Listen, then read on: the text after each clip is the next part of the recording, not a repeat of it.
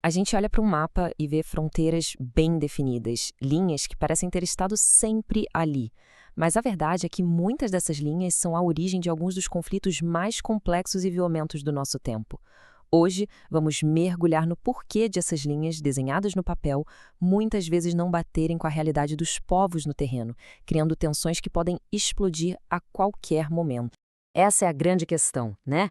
Porque em pleno século XXI, a disputa por um pedaço de terra ainda leva a guerras. Para a gente entender isso, a gente precisa olhar para além do mapa e decifrar o código por trás dele. E esse código é a diferença fundamental entre a estrutura política de um país e a identidade do seu povo.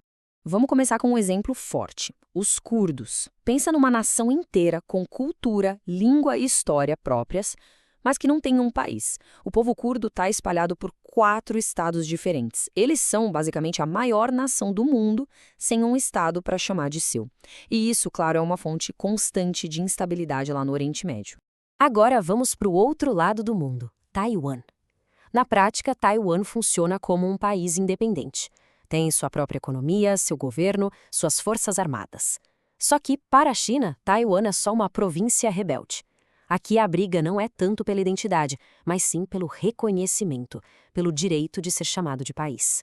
E olha só aqui do nosso lado na América do Sul, Essequibo. Uma disputa territorial onde 2 estados soberanos, a Venezuela e a Guiana, reivindicam a mesma área, que por acaso é riquíssima em petróleo. É um conflito que coloca de um lado direitos históricos e do outro fronteiras definidas por tratados internacionais. E, claro, a Palestina, uma nação que luta há décadas para ser reconhecida como um Estado soberano. Tá vendo? Curdos, Taiwan, Essequibo, Palestina, são casos diferentes, mas todos eles são peças de um mesmo quebra-cabeça geopolítico. E para entender como eles se encaixam, a gente precisa das ferramentas de análise certas. Então, vamos lá decifrar esse código. A chave para entender esses conflitos está em 3 conceitos que muita gente confunde, mas que são radicalmente diferentes: Estado, nação e território. Vamos definir cada um deles rapidinho. Primeiro, Estado. Pensa no Estado como a máquina política, a estrutura. É a organização com governo, com leis, com o exército, tudo isso dentro de fronteiras reconhecidas. O Estado é a entidade legal, aquilo que a gente vê no mapa como um país. Agora, nação, e aqui a coisa muda de figura. Nação não é sobre estrutura, é sobre identidade. É um grupo de pessoas que se sente conectado, seja pela cultura, pela língua, pela história. Nação é um sentimento de pertencimento. É a alma de um povo. E, por fim, o território. Bom, esse é fácil. É o palco físico onde tudo isso acontece. É o espaço geográfico, terra, água, ar, onde o Estado manda e onde suas leis valem. Então, o pulo do gato é este. O Estado é a estrutura política e a nação é a identidade cultural. O grande problema, a origem de tantos conflitos, é quando o mapa dos Estados não bate com o mapa das nações. É nesse descompasso que a tensão toda começa. Agora que a gente tem as ferramentas, vamos aplicar isso ao nosso primeiro grande foco de tensão: as nações sem Estado. O que acontece quando um povo com uma identidade forte não tem uma estrutura política para chamar de sua? Bom, essa situação é uma receita para conflitos que duram décadas, séculos. Imagina só, uma comunidade com laços super profundos, mas sem a proteção e a representação de um Estado. Eles acabam virando minorias em países onde não se sentem representados e aí começam a lutar por autonomia ou, no limite, pela independência. E é aqui que a gente conecta de novo com os exemplos do início. Os curdos são um caso clássico de uma nação dividida pelas fronteiras de vários estados: Turquia, Síria, Iraque e Irã.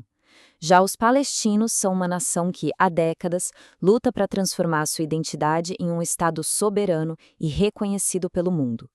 Os 2 casos mostram perfeitamente essa tensão entre nação e Estado. Agora, vamos virar a chave. E quando o conflito não é de uma nação buscando um Estado, mas sim de 2 estados que já existem disputando o mesmíssimo território? Esse é o caso de Essequibo, uma região enorme controlada pelo estado da Guiana. O problema, a Venezuela, que é o estado vizinho, reivindica a área toda como sua, com base em mapas da época colonial. Percebe? Aqui não é uma nação sem Estado, são 2 estados em rota de colisão pelo mesmo território. E isso aqui ilustra nosso ponto de um jeito brilhante.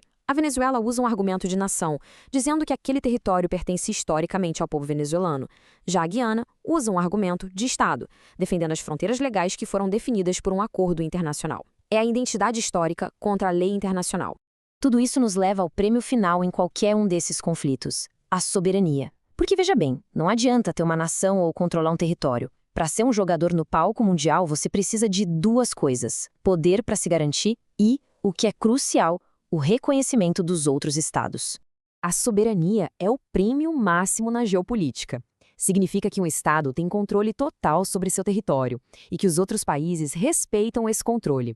É basicamente ser o único mestre na sua própria casa, sem interferência de fora. Hoje, só 193 entidades são reconhecidas como Estados-membros plenos na ONU. Esse número já mostra como o clube dos países soberanos é exclusivo. Para nações que buscam ter o seu próprio Estado, entrar nesse clube é o objetivo final. Mas o caminho, claro, é um campo minado político e diplomático. Vamos olhar de novo para Taiwan e Palestina sob essa ótica. Taiwan age como um Estado soberano, mas a China usa todo o seu poder para impedir o reconhecimento internacional. A Palestina, por outro lado, conseguiu um status de observador na ONU, o que é uma vitória política importante, mas ainda não tem o poder de um Estado soberano no território. Ambos provam que soberania é um jogo delicado de poder real e reconhecimento político. E então, depois de analisar esses conceitos e esses casos todos, o que a gente pode concluir? Como é que essa nova lente ajuda a gente a entender melhor o mundo? Vamos amarrar as pontas desta análise. Primeiro, Estado é a estrutura, nação é a identidade. Segundo, muitos conflitos nascem justamente quando as fronteiras políticas ignoram as fronteiras culturais. Terceiro, soberania de verdade é uma mistura de poder de fato com o reconhecimento diplomático. E por fim, a grande lição. As linhas no mapa não são a realidade, elas são o campo de batalha onde a realidade é disputada. E com isso, eu deixo uma pergunta para reflexão. Com base no que a gente viu, quais outras nações que hoje não têm um Estado poderiam, um dia, redesenhar o mapa que a gente conhece? O jogo da geopolítica, afinal, nunca para. Valeu pela companhia nessa análise